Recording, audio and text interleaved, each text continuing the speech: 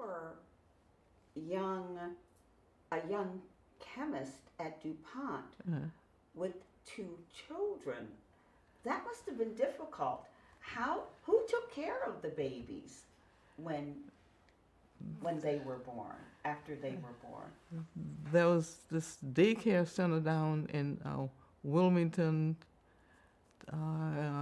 What is the name of that? I can't. The name of that daycare, that was a daycare center. And see, Jim would take the babies, would take the baby because that was Wayne. Byron was, they are 6 years apart. Okay. And he would take the baby to the daycare, and he would pick up the baby and bring the baby back home. Okay. So you had daycare. When Byron was born, did you have him in daycare too? Yes, we would. I would take Byron to, and again, I would take Byron to the daycare, and also I would bring Byron, back home. Okay. Yeah. Did you stay with Byron? Did you stay home longer with him than you did with Wayne? Did you? Probably no. I'm not sure. See, my supervisor when I had Wayne, and I stayed home, I think for 6 weeks or 3 months, or something like that. And he used to tell me, he said, "You can take all the time you need. You don't have to rush back. So you take all the time you need to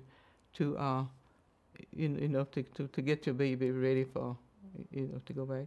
Okay. And he said, and you don't have to, even when you went back to work, you don't have to work in the lab because you have a technician. We all had technicians. Well, most of us had technicians. And so he would say, just, you can just sit down and and let your technicians do the work, and you just tell them what to do. It was never a problem having children and working at DuPont. No, so Okay. never a problem.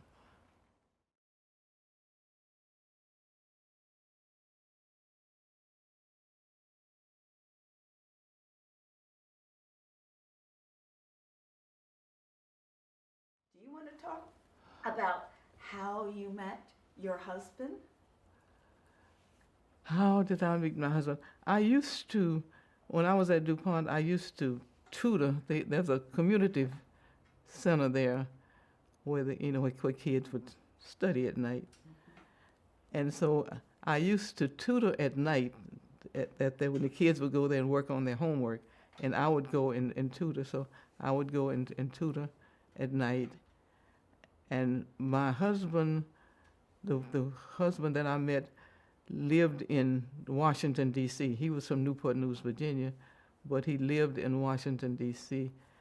And so he would come down. Why would he come to Wilmington? He would come to the center also, and we would tutor the kids, and then I would go back home, go to my apartment. And that's how I met him. Okay. So what was your husband's name? His name was James L. Henderson. Now, what kind of work did Mr. Henderson do? He was an architect, and so he worked for the federal government in Washington, and so that's what he would do. He drawing, and there was a black architect in Wilmington who used to beg him all the time to come and work for him, but he says, "No, I don't want to leave my job but with the federal government and work for you, but I will help you. I will help you with plans and drawings, but I don't want to leave my job." Was that Calvin Hamilton? That was Calvin Hamilton, and I used to kind of feel sorry for Calvin because he would almost get on his knees and beg my husband and say, "Please come and help me. Please come and help me with this building," and so forth.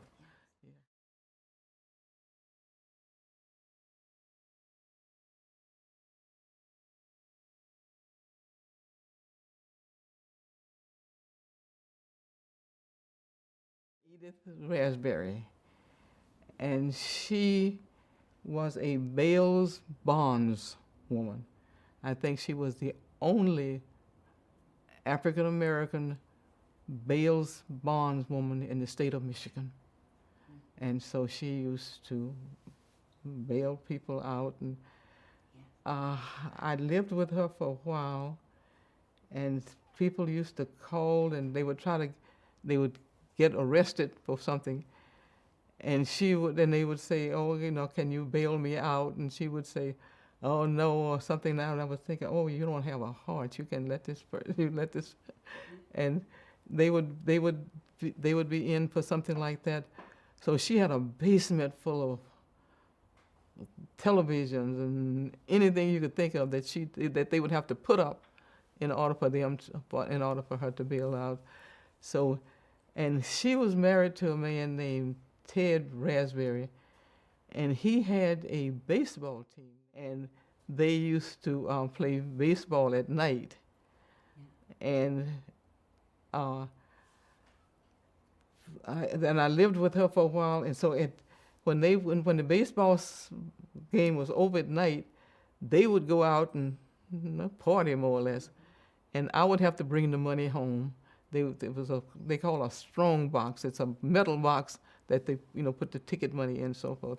And I remember one night I was coming home with the money, and the entrance to the apartment was on the side, and they had a big dog. His name was it was a collie, and he was so pretty. And I was coming home, and I was at the entrance coming in, and these two men charged me, and I yelled, "Collie, collie, collie, collie," and he jumped at them, and so that's the way I was not robbed that way.